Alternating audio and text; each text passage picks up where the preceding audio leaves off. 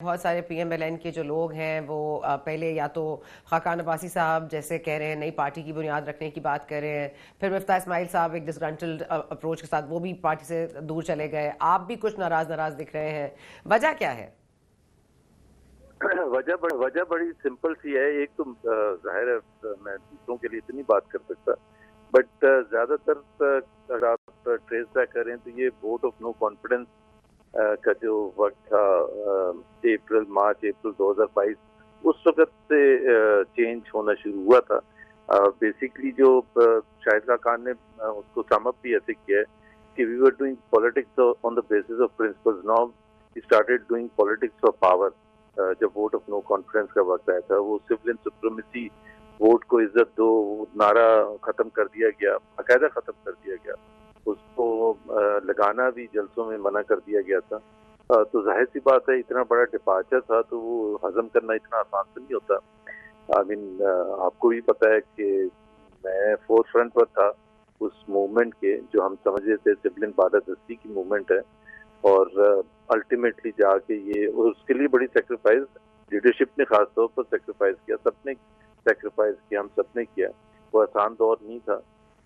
تو آبویسلی جب اس کو اگر سب کچھ واپس ادھر ہی سے شروع کرنا تھا تو پھر سیکریفائز کرنے کی حکومت 2017 میں 2018 میں جو مار پڑی ہے، پھر اس کے بعد مار پڑ رہی تھی، کیسز بن رہے تھے، لوگوں کو ڈرایا دھمکایا جا رہا تھا، اندر بند کیا جا رہا تھا، تو اس کا کوئی فائدہ کوئی نہیں تھا. اور اس کا آپ نے دیکھا بھی کہ جس طرح سے ہمیں عوام نے مسترد کیا، اور مسلسل کنسسٹنٹلی جولائی 2022 میں جب بائی الیکشن ہوئے 20 حلقوں کے پنجاب اسمبلی کے، تو 16 اس میں پی ایم ایل این ہار گئی. پھر جتنے بھی بائی الیکشن ہو رہے تھے اس میں بری حالت تھی. اور پھر آپ کو پتا ہے فیبری 8 کے الیکشن جو ہوئے تھے تو اس کو فیبری 9 میں تبدیل کر دیا گیا فارم 47 کے تھرو. وہ تو ظاہر ہے جب آپ اس قسم کی چیزیں کریں گے تو بہت مشکل ہو جاتا ہے سپورٹ کرنا. لیکن زبیر صاحب، سنس دا عدم اعتماد والا ووٹ کے بعد تو آپ ظاہر ہے you are on the forefront, اور آپ یہ بات بار بار کرتے تھے کہ نواز شریف صاحب کی واپسی ہی از دا کی ٹو اینی تھنگ بیونڈ. تو یہ اس حوالے سے آپ کو لگتا ہے کہ یہ تحریک جو ہے وہ صرف نواز شریف صاحب کی واپسی تک کی تھی، اور اس کے بعد ہمیں یہ جب بتایا گیا کہ عوام کو نواز دو، اور اس کے بعد انہوں نے ڈیسائیڈ کر لیا کہ شہباز دے دیں، تو کیا اس پہ بھی آپ کو لگتا ہے کہ کوئی انہوں نے غلط بیانی کی ہے؟ وہ بہت سے لوگ جو زیادہ خبر رکھتے ہیں جس طرح جاوید لطیف وغیرہ، وہ تو کہہ رہے ہیں کہ دھوکہ کیا ہے. اور یہ ایسا ہی ہے، دھوکہ اس کو کہتے ہیں کہ عوام کو بتایا گیا کہ نواز شریف چوتھی دفعہ وزیر اعظم بنیں گے. ان کو بھی یہی محسوس کرایا گیا تھا کہ وہ چوتھی دفعہ وزیر اعظم بنیں گے، اور ووٹ ان کے نام سے لیے گئے. جتنے بھی پڑے، ظاہر ہے زیادہ نہیں پڑے تھے، لیکن جتنے بھی ووٹ پڑے وہ میاں نواز شریف کے نام پر پڑے تھے.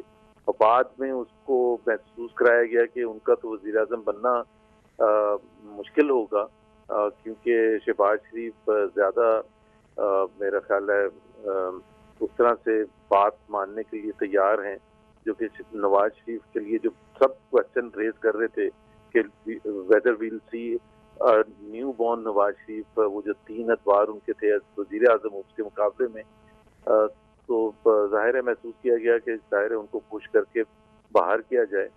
اور this is now completely new P M L N which is now ruling in اسلام آباد.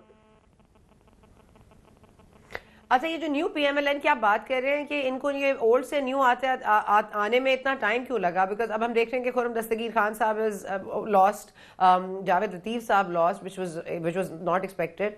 پھر اس کے بعد آپ دیکھ لیجیے رانا ثناء اللہ صاحب. لیکن سم پیپل، جس طرح طلال چودھری صاحب کو ٹکٹ نہیں دیا گیا تھا تو ان کو سینیٹر بنانے کی بات کی تھی، تو باقی لوگوں کو بھی کچھ اکوموڈیٹ کرنے کا سوچ رہے ہیں you think other than Rana Sanaullah Sahib? You think they will be happier if they are accommodated in Senate? کیونکہ خود دستگیر خان صاحب تو کہہ رہے ہیں مجھے تو آئی ہیو ایویڈنس اور I will go to courts and I will tell you کہ کیا ہوا تھا. تو یہ پک اینڈ چوز کیوں ہوا سر؟ دیکھیں نا، وہ تو اگر رانا ثناء اللہ کو اکوموڈیٹ، وہ ظاہر انٹیریئر منسٹر تھے جب 16 مہینے کی حکومت تھی، اور وہ ہیں بھی بہت کلوز میاں نواز شریف کے بھی اور میاں شہباز شریف کے بھی. تو اگر تو ان کو اکوموڈیٹ کرنا ہوتا تو پھر محسن نقوی کو انٹیریئر منسٹر نہ بنایا جاتا، the fact that Mohsin Naqvi has been appointed as Interior Minister is basically saying that it is not really a PMLN हुकूमत, ये मिक्स है और थोड़े बहुत चेहरे हैं PMLN के, लेकिन रियली पावर उनके पास नहीं है. जैसे 16 महीने के वक्त नहीं थी पावर, और अगर थी थोड़ा बहुत तो उसका जो हाल किया गया वो आप सबको पता है कि परफॉर्मेंस लेवल कितना खराब था. द फैक्ट कि जी ये अनथिंकेबल बात थी कि PMLN की हुकूमत आए और इसहाक डार साहब फाइनेंस मिनिस्टर ना हो, तो वो बेसिकली जाहिर सी बात है एक बहुत बड़ी वो है. But do you believe कि ये Mohammad Aurangzeb साहब is a good choice because everybody seems to be applauding him and also very optimistic approach ले रहे हैं कि वो बहुत कुछ कर जाएंगे. लेकिन अगर हमारे opposition सड़कों पर बैठी रही, JUI पे मौलाना साहब नाराज रहे, PTI बार बार कहे जी ये 30% का ऑडिट कराया जाए इलेक्शन का, तो फिर आपको लगता है कि it's going to be a smooth sailing या it's going to be problematic? It can't be smooth sailing. Pakistan में तो smooth sailing हो ही नहीं सकती, और खास तौर पर जिस तरह से इलेक्शंस कराए गए और उसमें जिस तरह से नताइज लाए गए, तो जो अफेक्टेड पार्टी है वो इतने आराम से तो नहीं बैठेगी. जो भी उनके बस में होगा वो करेंगे, और उनके पास काफ़ी इंडिपेंडेंट जितने भी एनालिस्ट हैं उनकी सिंपथीज भी उनके साथ हैं कि इस तरह से तो इलेक्शंस कभी भी नहीं हुआ था जिस तरह से ये फरवरी 2024 का इलेक्शन हुआ है, तो वो तो इतने आसानी से बैठेंगे भी नहीं. दूसरी बात ये है कि औरंगजेब साहब जो हैं, मैं जानता भी हूँ, वो बड़े बेहतरीन आदमी हैं, ज़बरदस्त बैंकर हैं, उनके पास एक्सपोजर भी है, एक्सपीरियंस भी है, बट मैं एग्री नहीं करता इस बात पर कि पॉलिटिकल पार्टी जो है वो बाहर से किसी फाइनेंस मिनिस्टर को, ये तजर्बे पहले भी हो चुके हैं. शौकत अजीज साहब आए, शौकत तरीन साहब आए, हफीज शेख साहब आए, ये इसी सेंचुरी की बात है ना, ज़्यादातर वक्त वही थे फाइनेंस मिनिस्टर. तो पाकिस्तान की तकदीर अगर बदलनी होती तो बदल चुकी होती, क्योंकि जो देखें जना बड़ा सिंपल सी बात है कि जो प्लान बनाता है वो पार्टी की फिलॉसफी को रिफ्लेक्ट करता है. जैसे PMLN की अपनी इकोनॉमिक पॉलिसी है जो कि मुख्तलिफ है पीपल्स पार्टी से, जो कि मुख्तलिफ है PTI से, और जिस तरह असद उमर ने प्लान बनाया था 2018 से पहले PTI का, और उसको इम्प्लीमेंट करने के लिए हफीज शेख साहब आ गए. तो ये तो it is a contradiction in itself. ये जमहूरियत के बेसिक असूलों के खिलाफ है कि प्लान किसने बनाए और इम्प्लीमेंट करने वो आ रहे हैं जिसकी कोई अकाउंटेबिलिटी नहीं होगी. वो तो जब हुकूमत खत्म होगी वो अपना ब्रीफकेस पकड़ के चले जाएंगे, और अवाम के पास वो लोग जाएंगे जिनसे सवाल पूछा जाएगा कि महंगाई क्यों हुई, बेरोजगारी क्यों हुई, गुर्बत क्यों हुई.